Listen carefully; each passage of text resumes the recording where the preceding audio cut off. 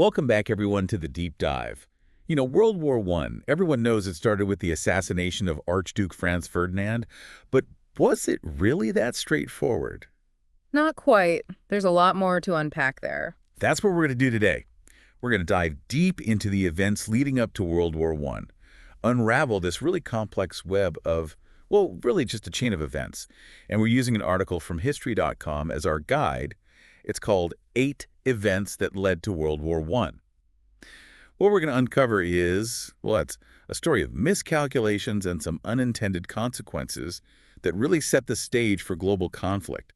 Like, did you know that a conflict over Morocco almost kicked off the war years earlier? Oh, yeah, that was a close one. Or how about that some historians actually consider the Balkan Wars as the real starting point of the whole thing? Yeah, there's a strong argument to be made there for So sure. it's going to be a fascinating ride, so buckle up. Definitely. It's so easy to oversimplify history, but when you get into the nitty-gritty, you can see how intricate and interconnected everything really was. Let's kick things off with our first event, the Franco-Russian Alliance in 1894.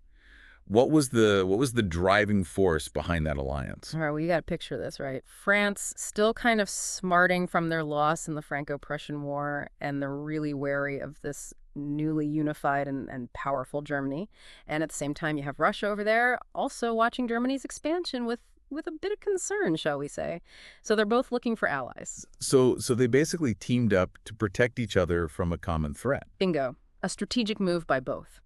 And the alliance wasn't just about military cooperation, it also had this huge psychological impact. It really solidified this growing divide in Europe.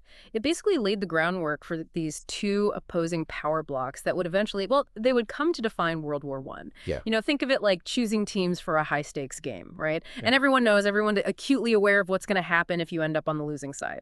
And this alliance, as we'll see, it's going to become a huge factor in the events that come after it. Okay, let's shift gears a little bit. We're going to 1898, the first German naval law. Germany, under Kaiser Wilhelm II, now he had global aspirations. And, well, he set his sights on challenging the big dog, the British Royal Navy. So what was the thinking behind that? Well, Germany, they wanted to sit at the big kids table, the global powers. And back then that meant having a powerful navy. So they tried to flex their muscles a bit, show the world they meant business. Exactly. And Admiral Alfred von Tirpitz, he was the brains behind this naval buildup. He thought that if they had a strong enough navy, it would force Britain into an alliance with Germany, or at the very least make them back down. Did it work? Oh, not even close. It was a total backfire. You see, Britain wasn't intimidated at all. In fact, they responded by expanding their own navy, just adding fuel to the fire of this growing arms race. They weren't going to be outdone. Nope. And on top of that, Britain, now feeling threatened, they started looking for allies of their own to counter Germany, and guess who they turned to? I'm guessing France and Russia. You got it. So basically, Germany's attempt to show off their naval power totally backfired. It pushed Britain further away and solidified the very alliances they were trying to break up. It really shows how actions can have those unintended consequences, doesn't it? All right, now let's move to an event that unfolded pretty far from Europe. Yeah. We're talking about the Russo-Japanese War from 1904 to 1905. So what was Russia doing all the way over in the Pacific, and how did that impact the brewing situation in Europe? Well, Russia, you got to remember, they were always on the hunt for those warm water ports, to expand their influence, and they set their sights on the Far East. This led them right into a conflict with Japan, a rapidly modernizing Japan. And, well, they lost pretty decisively, too. So a huge upset. A major power like Russia losing to Japan. That must made the other European powers take notice. Oh, it sent shockwaves through Europe, for sure. It exposed Russia's vulnerability despite its size and ambition. It forced them to rethink their priorities. So they turned their attention back to Europe after that. Exactly. Right. Their eastward expansion basically ended, and their focus shifted back to Europe, especially that volatile Balkan region. And the Balkans, as we know, were already a powder keg. Adding a frustrated Russia to that mix probably didn't help things. Yeah, not exactly a recipe for peace. And on top of all that, the Russo-Japanese War actually made the bond between France and Britain even stronger. Both saw Russia's actions as destabilizing and wanted to contain them, so that further solidified their alliance against Germany. So even events that were happening far away from Europe played a role in setting the stage for war. Right. It shows you how interconnected the world was becoming at that point. All right, up next we have Austria-Hungary's annexation of Bosnia and Herzegovina in 1908. What was the big deal about that? Well, remember that powder keg we were talking about in the Balkans? Think of this annexation as throwing a lit match right into it. Well, it doesn't sound good. Austria-Hungary, they were all about solidifying their control in the region, so they formally annexed these two provinces. But there was a problem. These provinces were mostly Slavic people, and both Serbia and Russia had major interests there. And Russia, they were kind of considered the protector of the Slavic people, right? Exactly. So it was a major miscalculation by Austria-Hungary. They totally underestimated how strong Slavic nationalism was and how determined Serbia and Russia would be to push back against them. It was a power move that really cranked up the tension in the Balkans.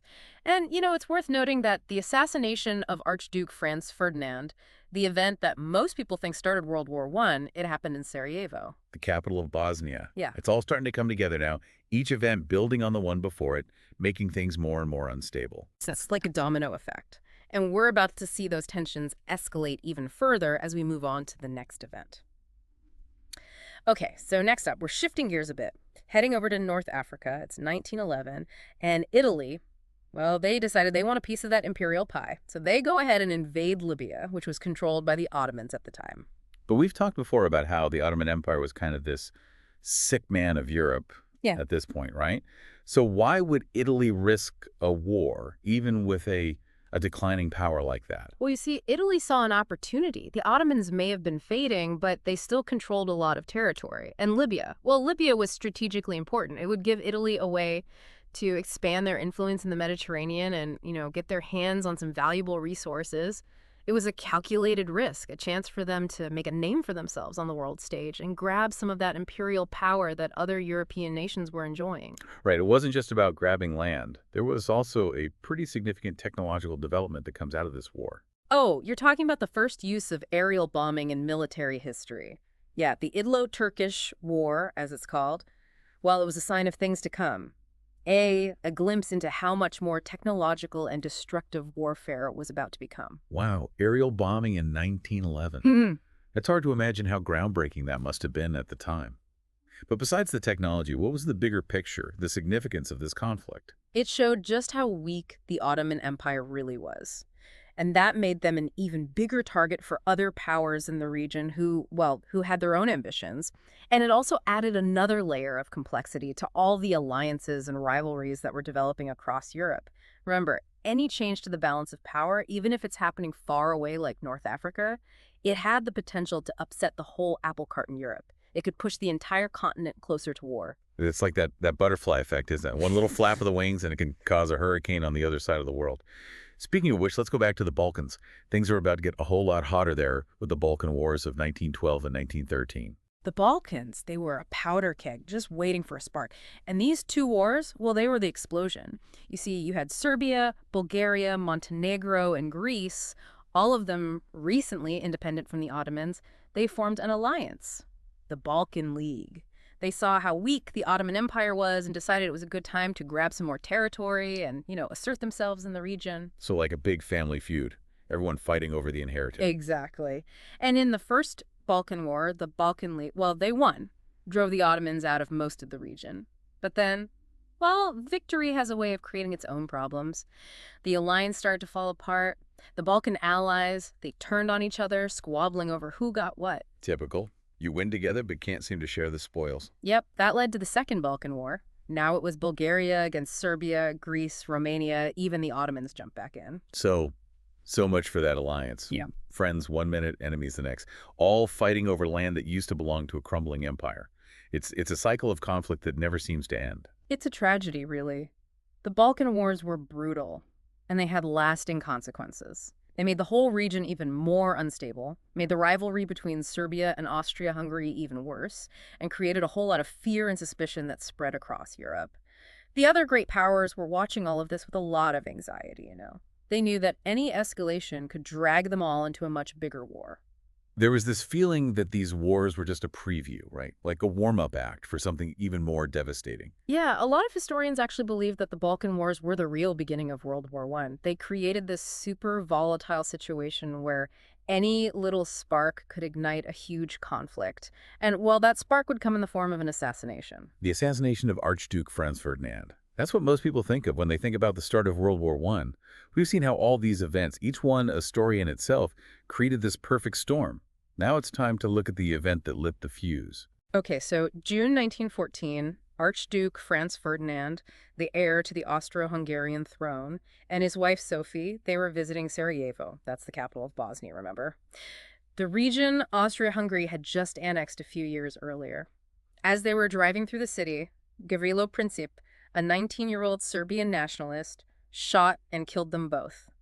This was obviously a shocking act of violence, but it wasn't random. It was a direct result of all those tensions and that nationalist fervor that had been building for It's years. like it's almost inevitable, right? Yeah, and it gave Austria-Hungary the excuse they'd been waiting for to finally deal with Serbia.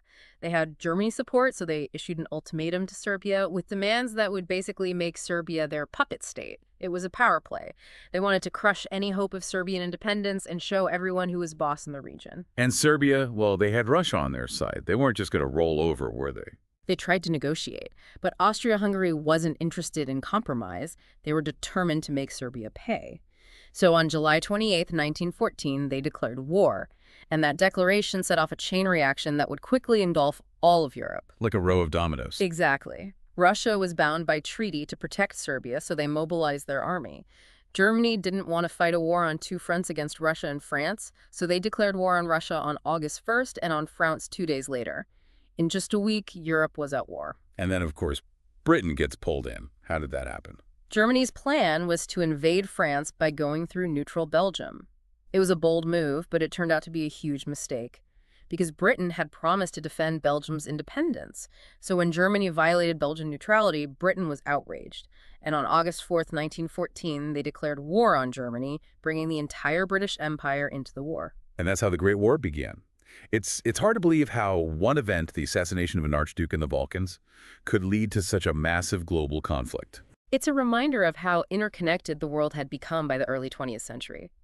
It's like those dominoes. One event can trigger a whole chain reaction, with consequences that can spread across continents. It really makes you think, how one seemingly isolated event can have such a huge impact on the whole world. We've gone through these 8 events now, and it's clear that they all played a part in setting the stage for World War I. So what are the key takeaways here? What can we learn from this tangled web of events? Well, I think one of the biggest takeaways is how fragile peace really is, and how dangerous things like unchecked nationalism, rigid alliances, and an out-of-control arms race can be. Each event, from that Franco-Russian alliance all the way to the Balkan Wars, it just added to the tension, created this atmosphere of fear and suspicion. It's easy for us to look back now and judge the decisions that were made, but I bet it must have felt very different to actually be living through it, facing all those pressures and uncertainties. Oh, absolutely. History is rarely simple. There were all these complex motivations, competing interests, and genuine fears that were driving those decisions.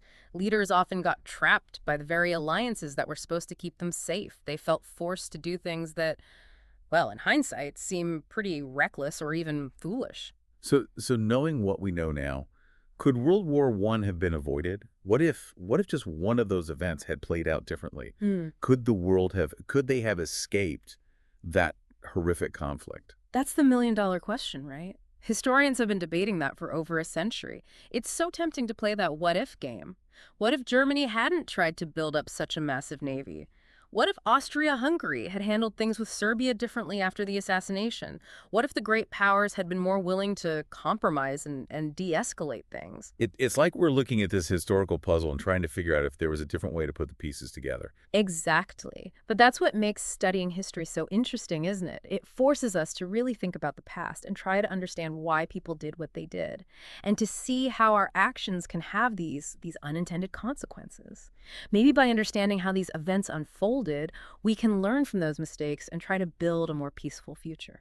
So for our listeners out there, what's the one thing you really want them to take away from this, from our deep dive into the events that led to World War I? I think it's so important to understand that war, it's It's rarely a sudden thing. It doesn't just erupt out of nowhere. It's usually the result of a long series of events, miscalculations and decisions that might seem small on their own, but when you put them all together, they pave the way for conflict. We have to be aware of those historical patterns, understand what leads to war, and really work hard to find peaceful solutions to international disagreements. It's like peace is this delicate thing, Yeah. something we have to constantly work at and protect. We can't just take it for granted. Exactly. And I want to leave you with one final thought. Given everything we've learned today, what can we apply to the world right now? Are there similar things happening today? Nationalism, rivalry, miscalculation, things we should be watching out for. How can understanding the past help us face the challenges we have today and prevent more conflicts in the future? That's a lot to consider, but they're really important questions. Thanks for joining us for this deep dive into the events that led to World War I. If you want to learn more, you can find that History.com article. It's called 8 Events That Led to World War I. It's definitely worth checking out. And remember, by understanding the past, we can better understand the present and hopefully create a more peaceful future. Until next time, keep exploring, keep learning, and keep asking those tough questions.